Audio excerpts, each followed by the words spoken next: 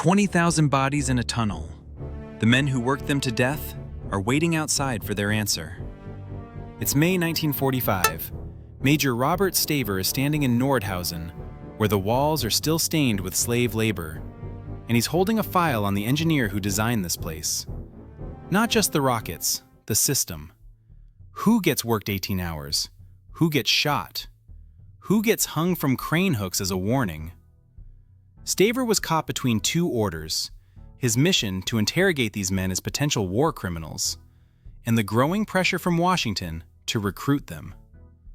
The US government wanted the team secured before the Soviets, though they wouldn't actually reach Huntsville, Alabama for another 5 years. A house, a salary, a security clearance. The Soviet takeover of the region was looming in the coming weeks, and whoever got this man gained the potential to eventually build a missile that could strike across continents. We're not talking about one scientist. We're talking about 116 of them. Engineers who tore Dachau selecting workers. Doctors who signed death certificates in bulk. Staver had days before the decision got made above his head.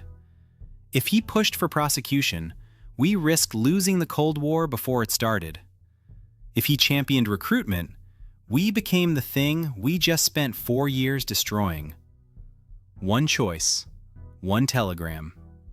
The paperclip that built NASA was dipped in blood first. Staver's orders come from the Joint Intelligence Objectives Agency in Washington. The mission is urgent. Secure Wernher von Braun and his Peenemünde rocket team before the Soviets can reach them. Soviet NKVD teams are moving through the British and French occupation zones with trucks, translators, and contracts offering German scientists lab positions in Moscow. The constraint is geographic and temporal. The target scientists are scattered across Bavaria in small towns and ski lodges, many without telephones. If the Soviets reach them first, the United States loses the propulsion experts who built the only operational ballistic missile in history. The intelligence assessment is clear. Whoever controls von Braun's team gains a 10-year head start on intercontinental rockets capable of delivering atomic warheads. Staver has a jeep, a driver, and a list of names. According to available records, Major Robert Staver located von Braun in the Bavarian Alps in early May 1945, following the engineer's surrender to American forces. Von Braun is 33 years old, his left arm in a cast from a car accident during the Reich's collapse. Staver asks the direct question: "Did you know what was happening at Dora?" Von Braun's answer is carefully phrased. He visited the middle work facility multiple times to inspect rocket assembly. He saw prisoners working. He did not oversee labor assignments. He reported production problems to SS administrators, but did not control camp policy. Staver writes everything down. The answer is evasive, but it is an answer. Von Braun then offers critical intelligence: the location of 14 tons of technical documents hidden in the Harz Mountains, along with information about hundreds of Peenemünde engineers scattered across the region. He offers to bring the entire guidance and propulsion team to American custody if Staver guarantees their safety. Staver does not yet have that authority. The operational calculus is straightforward. The V-2 is the only ballistic missile that has flown more than 50 miles and hit a target. It uses liquid oxygen and alcohol fuel, a turbopump feeding a combustion chamber at approximately 220 pounds per square inch, and gyroscopic guidance that can steer the rocket during powered flight. If the Soviets acquire von Braun's team, they gain not just the missile design, but the engineers who solved every failure mode through 4 years of test launches at Peenemünde. American rocket programs are still using solid fuel artillery shells. The gap is a decade of engineering knowledge. Staver's constraint is immediate. If he sends the arrest warrant, von Braun becomes a war criminal in Allied custody, available to Soviet recruiters. If he sends the job offer, he violates the pending executive order banning Nazi Party members from U.S. entry. In early May 1945, Staver begins making critical operational decisions in Garmisch. He classifies von Braun and the Peenemünde team as intelligence assets rather than immigrants. The distinction is bureaucratic, but legally decisive. Intelligence assets can be brought to the United States under military custody for debriefing and technical consultation without passing through State Department immigration review.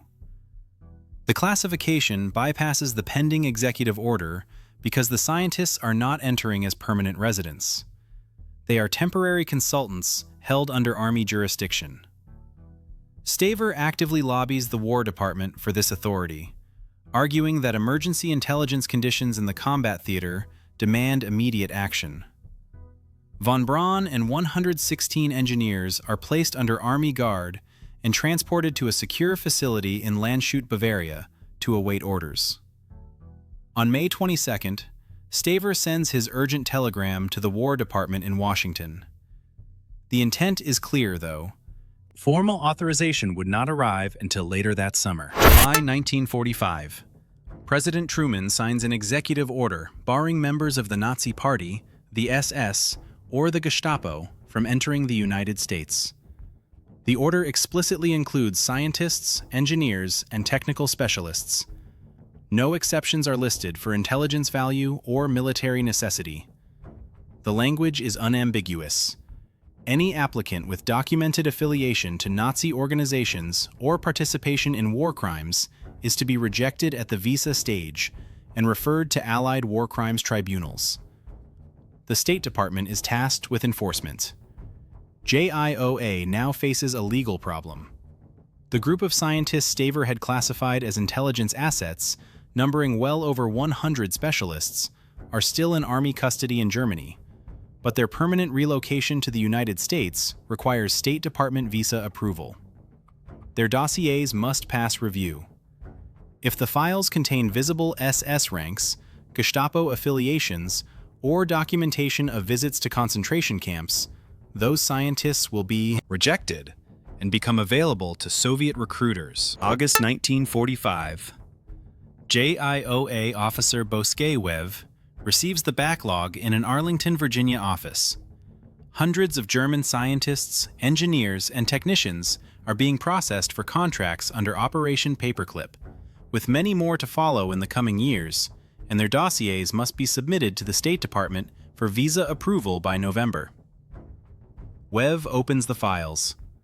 Many contain SS ranks printed on identification documents. Others list Gestapo informant activity or membership in Nazi Party organizations dating back to the 1930s. Several files include Allied intelligence reports documenting visits to Dora, Buchenwald, or other camps where scientists inspected slave labor or selected workers for technical tasks. The problem is not that the affiliations are false. The problem is that they are true and thoroughly documented. If these files reach State Department reviewers unchanged, the Paperclip program ends and the scientists return to Germany, where Soviet recruiters are waiting. Weave's team begins the modification process in late August. The method is manual and decentralized. No central database exists, so each dossier must be individually reviewed, edited, and retyped. Incriminating sentences are removed or reworded. SS ranks become nominal party memberships. Gestapo affiliations are described as forced compliance under Reich law.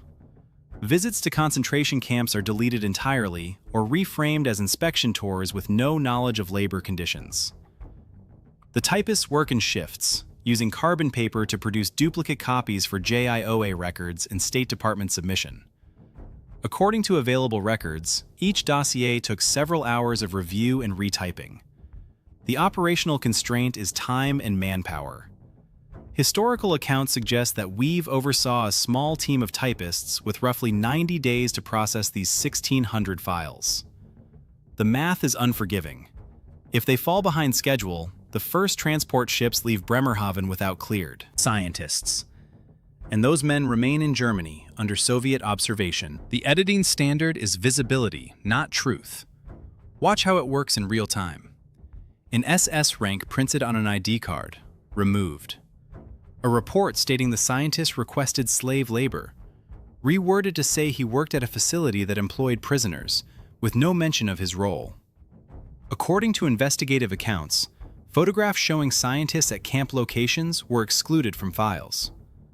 Weave's instructions are surgical. Remove or reword any fact that would compel a State Department reviewer to reject the applicant under Truman's order. The goal is not to make the scientists innocent, but to make their dossiers legally ambiguous. Enough biographical detail remains to verify identity and technical expertise, but the specific evidence that triggers rejection is absent. The legal threshold? Plausible deniability. If a reviewer can interpret the file as describing a non-criminal party member who worked under duress, the visa is approved. By late October, according to internal JIOA accounts, Weave's team is racing against the clock. The deadline? November 15, 1945. Miss it, and the first transport ship leaves Bremerhaven on November 20th without them. Roughly 120 scientists stranded in Germany under Army custody with no legal authorization for permanent relocation. Their families would remain behind, confined to camps in Germany for another year. The risk is immediate. Every day the scientists stay in Germany, they become more visible to Soviet intelligence, more vulnerable to defection offers, or kidnapping. Weave orders double shifts. The typists work through weekends. The final batch of dossiers is submitted to State Department reviewers on November 14th. This initial cohort, approximately 120 rocket scientists, is cleared by the State Department just days before departure. The ship leaves on schedule. Perfect score. Not a single dossier rejected. The whitewashing operation is complete. The paper trail is classified. But when those scientists arrive at Fort Bliss, Texas, they won't be walking into a hero's welcome. American military officers are already asking questions. And the rockets von Braun promised? They're about to become a very public embarrassment. December 1945. Wernher von Braun and 120 German engineers arrive at Fort Bliss, Texas. The facility is a sprawl of Quonset huts and artillery ranges 20 miles north of El Paso, built for desert warfare training during the war. The scientists are assigned to non-air-conditioned barracks and given access to a workshop with blackboards, slide rules, and basic machine tools. They have no V-2 rockets, no blueprints, no test data immediately at hand. While Soviet forces occupied Peenemünde, American intelligence had already secured the most critical technical archives, 14 tons of documents hidden by von Braun's team in an abandoned mine shaft in the Harz Mountains. Still, in those first weeks at Fort Bliss, the scientists worked largely from memory and fragmentary notes while awaiting the arrival of the massive cache of captured materials and hardware. The U.S. Army's goal is clear. Launch a captured V-2 from White Sands Proving Ground within 6 months to demonstrate rocket capability and justify continued funding for Operation Paperclip. Military leadership faces mounting pressure to prove the program can deliver an immediate national security advantage. Proof that might quiet the ethical questions already beginning to surface. The U.S. Army has recovered approximately 70 intact V-2 rockets from captured German stockpiles and shipped them in crates to White Sands. Many missiles arrived with faulty or missing components, damaged partly by sabotage from concentration camp laborers, and the chaotic dispersal of parts at the war's end. The guidance system is the critical unknown. Advanced V-2 variants brought to White Sands featured a stabilized platform with 3 gyroscopes to measure pitch, yaw, and roll during powered flight. When the gyros detected deviation from the program trajectory, they sent electrical signals to servo motors that moved carbon vanes into the rocket's exhaust stream, deflecting thrust to correct the missile's attitude. Without accurate thrust vector equations, the rocket cannot be steered. Von Braun and his team had to adapt existing guidance mathematics to the unique conditions of the New Mexico desert, accounting for variables like servo lag, aerodynamic disturbances, and fuel slosh. The problem is empirical. The original equations were derived through dozens of test launches at Peenemünde, and adapting them requires new trials. Von Braun's team works through the winter and spring of 1946 in Quonset huts with no air conditioning. By April, daytime temperatures inside the workshops reach 110 degrees Fahrenheit. The engineers cover the blackboards with thrust vector diagrams and differential equations, recalculating the guidance system parameters from first principles. They use slide rules because electronic calculators do not yet exist at Fort Bliss. The work is slow and error-prone. A single miscalculated coefficient can cause the rocket to tumble off course or break apart under aerodynamic stress. Von Braun assigns each engineer a specific subsystem. One team reconstructs the gyroscope calibration procedure, another derives the servo motor response curves, a third calculates the vane deflection angles for different flight phases. The pressure is public.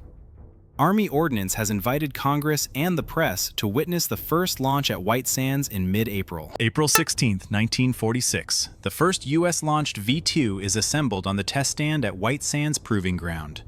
The rocket is 46 feet tall, weighs 27,000 pounds fueled, and carries no warhead, only telemetry instruments to measure acceleration, attitude, and altitude.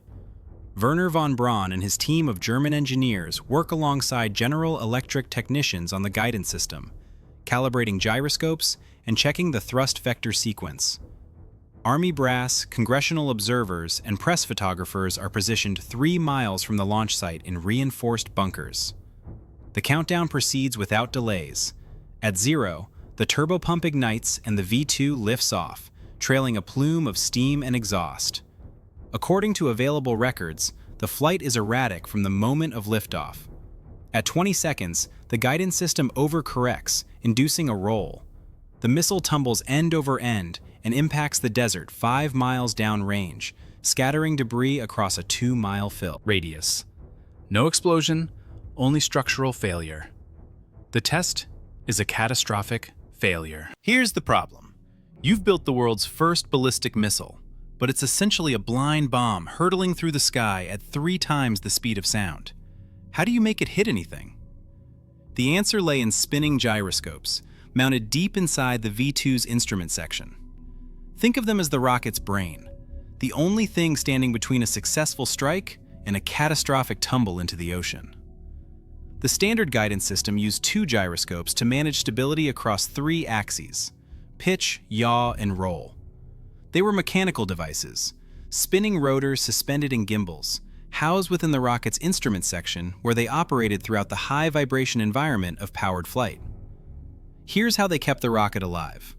When the V-2 started to drift off course, the gyroscope rotor resisted that angular change, generating a measurable displacement. That displacement was converted into an electrical signal through a potentiometer, which triggered a servo motor. The servo motor's job? Move a carbon vane into the exhaust stream at the base of the rocket, deflecting thrust in the opposite direction of the detected drift. Measure, signal, correct. Measure again. A continuous feedback loop operating dozens of times per second, because anything slower would allow the rocket to tear itself apart in divergent oscillations. Fractions of a second between control and chaos. Carbon vanes were the actuators of the V-2 guidance system. 4 vanes, each roughly the size of a dinner plate, were mounted on hinges at the exit plane of the rocket nozzle. When a servo motor received a signal from the gyroscope, it rotated 1 or more vanes into the supersonic exhaust stream. The exhaust, moving at over 6,000 feet per second, struck the angled vane and generated a sideways force. That force created a torque around the rocket's center of mass, causing the missile to pitch, yaw, or roll in the desired direction. The vanes were made of graphite because no metal could survive prolonged exposure to the 2,000-degree exhaust without melting or warping. The challenge was response time. The servo motor had to move the vane from neutral to full deflection in less than 0.3 of a second. Any lag between the gyroscope signal and vane movement allowed the rocket's attitude error to grow beyond the system's correction authority. Von Braun stared at the thrust vector equation on the blackboard. It was supposed to calculate the corrective torque needed to counteract an angular deviation detected by the gyroscopes. 3 inputs: the vane deflection angle in degrees, the exhaust velocity in feet per second, and the moment-arm distance from the nozzle exit to the rocket's center of mass. This torque would then determine the angular acceleration, factoring in the rocket's moment of inertia. But something was wrong. The equation was deterministic, but it relied on empirical coefficients derived from test data. One coefficient compensated for aerodynamic forces acting on the rocket body during atmospheric flight.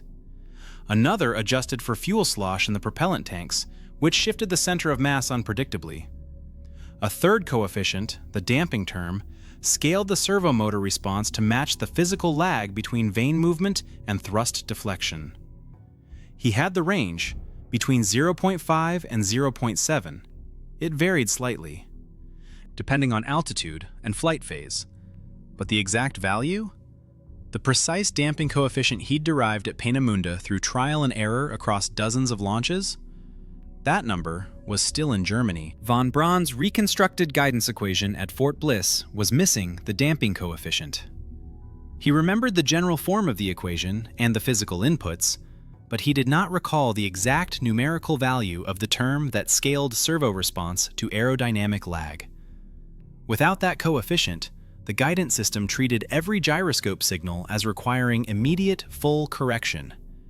In practice, this caused the system to overcorrect minor disturbances, chasing its own corrections into a divergent oscillation.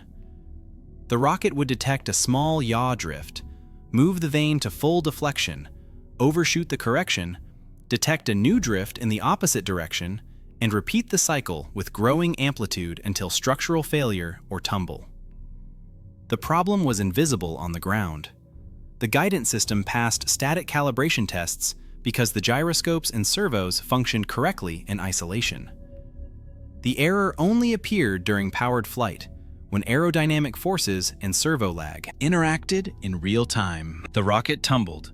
Frame by frame, the footage showed the airframe twisting, breaking apart against the sky. Now, in the hours after the crash, von Braun sat before the White Sands telemetry strip charts, searching for the moment it all went wrong. The charts recorded everything: pitch, yaw, and roll, 10 samples per second, a heartbeat of data from a dying machine. First 15 seconds, stable flight. Minor deviations, all corrected smoothly. Then, at 18 seconds, something shifted. A small yaw drift appeared, less than 2 degrees. The guidance system responded, deflecting the vane to full correction. At 19 seconds, the yaw error reversed, now 3 degrees in the opposite direction. The vane moved to full opposite deflection. 20 seconds, 5 degrees of yaw error. 21 seconds, 8 degrees. 22 seconds, the structural load exceeded the airframe's tolerance. The rocket tumbled.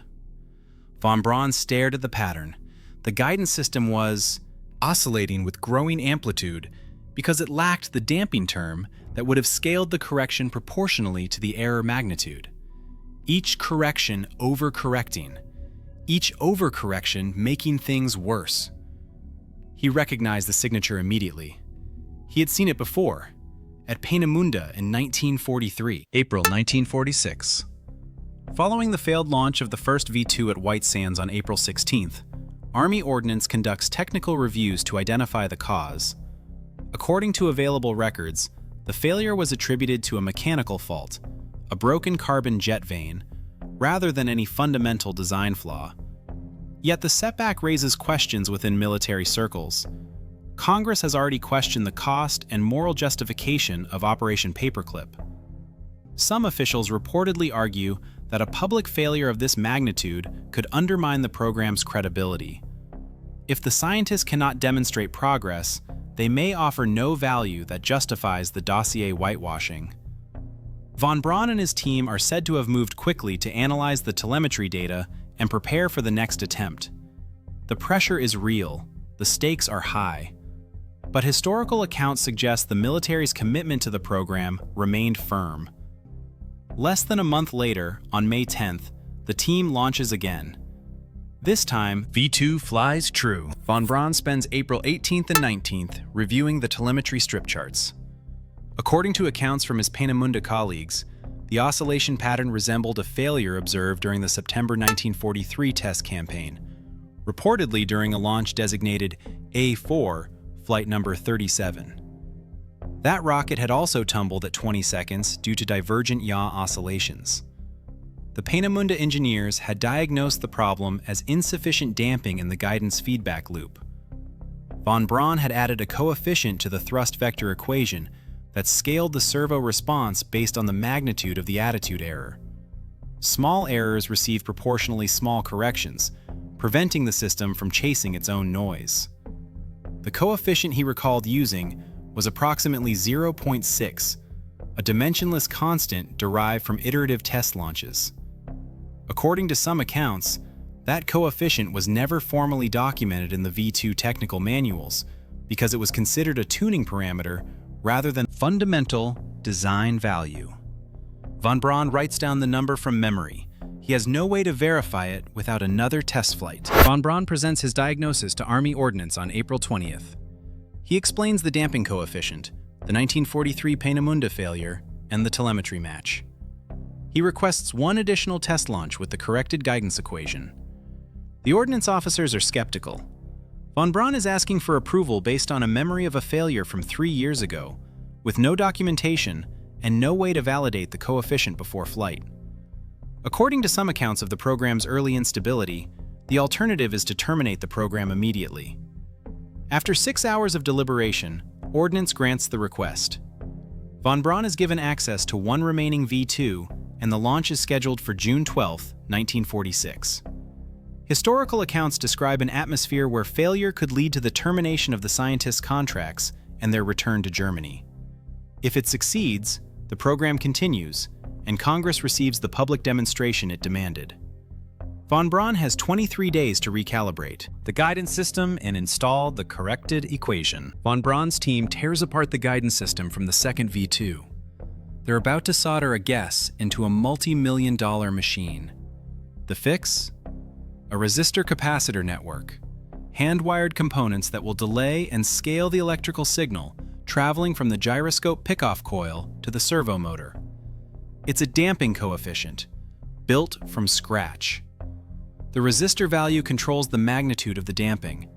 The capacitor smooths out transient noise that could trigger false corrections.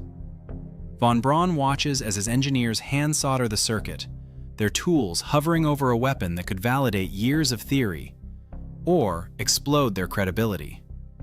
They tested on a bench setup, a simulator feeding fake gyroscope signals through the new network. It responds. They install it in the missile's instrument section.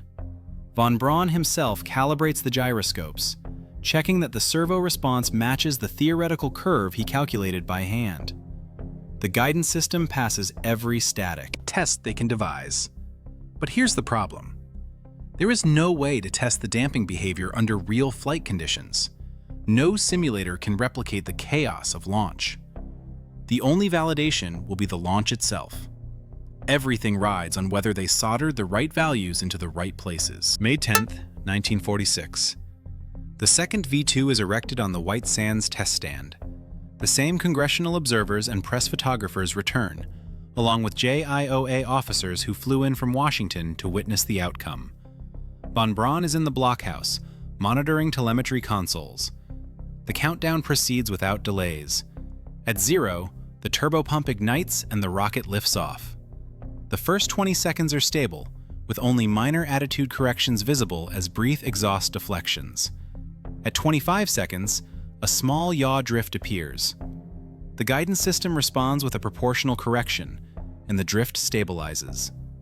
At 40 seconds, the rocket passes through maximum aerodynamic pressure, and the vanes make continuous small adjustments. At 60 seconds, the engine cuts off as programmed, and the V2 coasts to an apogee of 70 miles. Telemetry tracks the ballistic trajectory as the rocket impacts the designated range area, roughly 30 miles downrange. The test is complete. Success.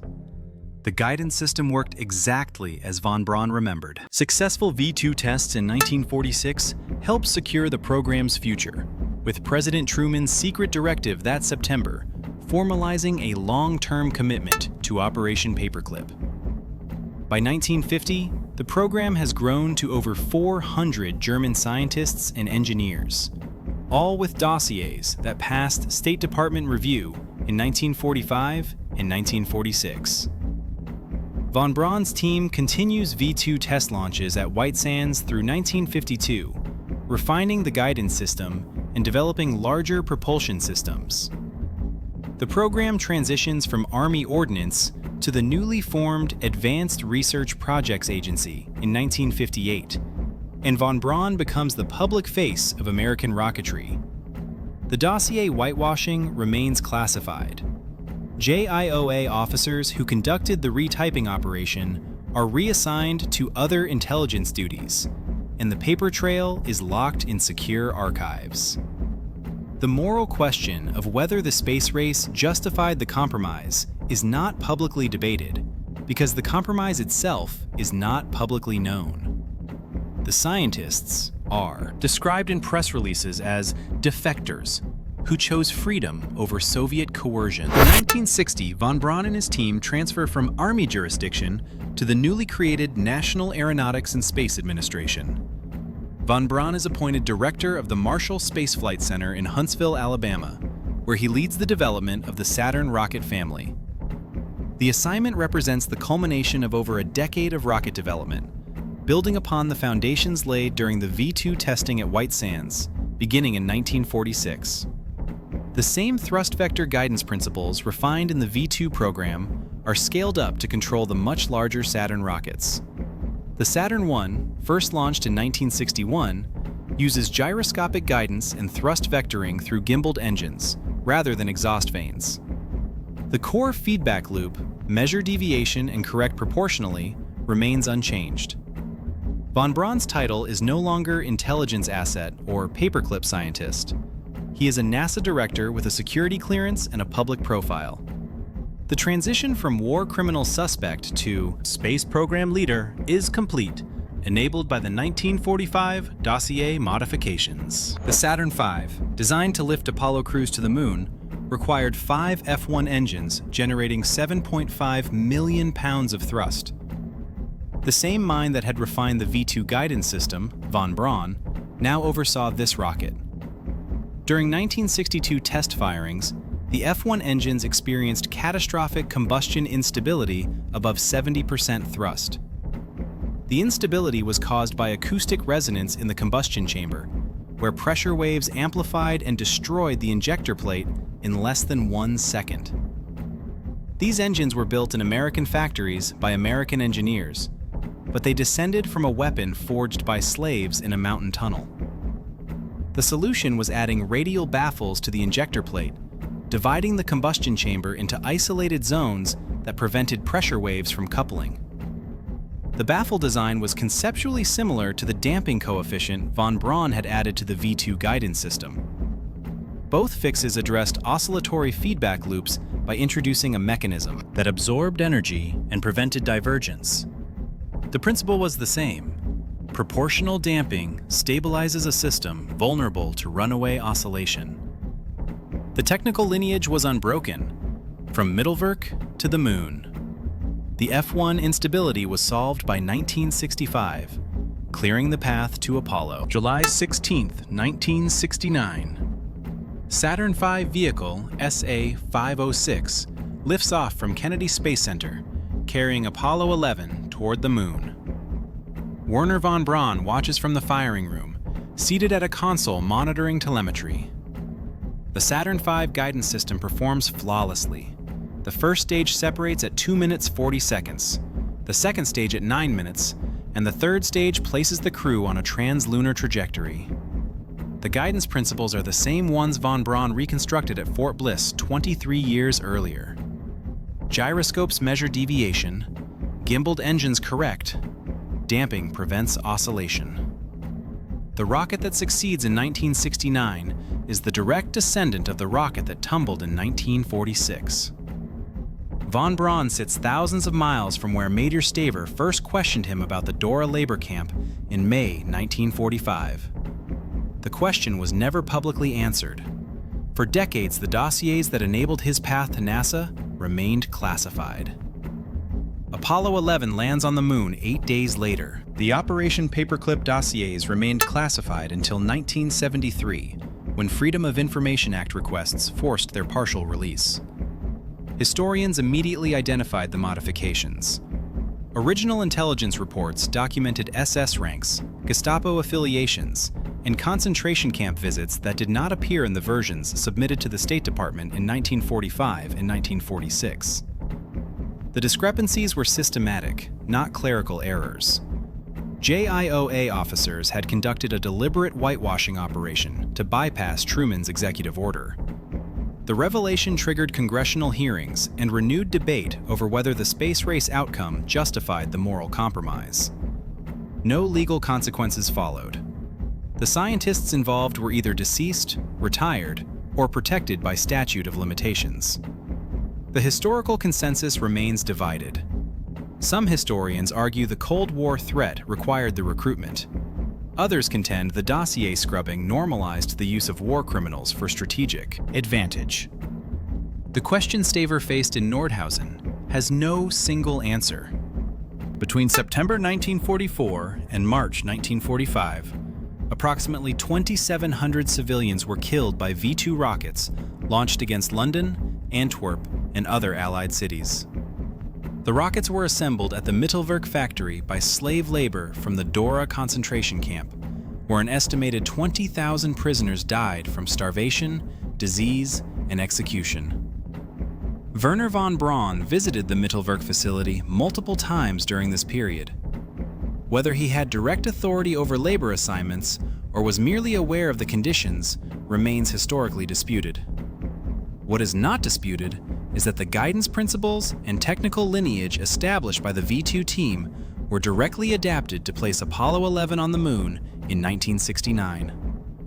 The conceptual foundation is unbroken. The moral accounting remains open. The paperclip that held the dossiers together in 1945 also held together the trajectory from Nordhausen to Huntsville to Tranquility Base. Major Robert Staver retired from the Army in 1962 and never publicly commented on Operation Paperclip. That question he asked von Braun in Garmisch in May 1945, "Did you know what was happening at Dora?" was never answered in a forum that carried legal or moral consequence. The dossier modifications Staver enabled by classifying the scientists as intelligence assets made the question legally irrelevant. The State Department reviewed files that described nominal party membership and forced compliance, not SS ranks and camp visits. The whitewashing was procedurally successful. It delivered the guidance equations that corrected the White Sands tumble and placed Apollo 11 on the moon. It also concealed 20,000 deaths and the systematic use of slave labor to build the weapon system that became the foundation of American space exploration. The outcome justified the compromise to those who prioritized Cold War victory. To those who prioritized moral accountability, the outcome compounded the crime. July 20th, 1969. Neil Armstrong steps onto the lunar surface. The world watches the impossible made real. And somewhere in the silence of that achievement, a question hangs unanswered. Did you know what was happening at Dora? The choice Staver made in 1945 remains the choice every generation makes when it decides what it is willing to forget.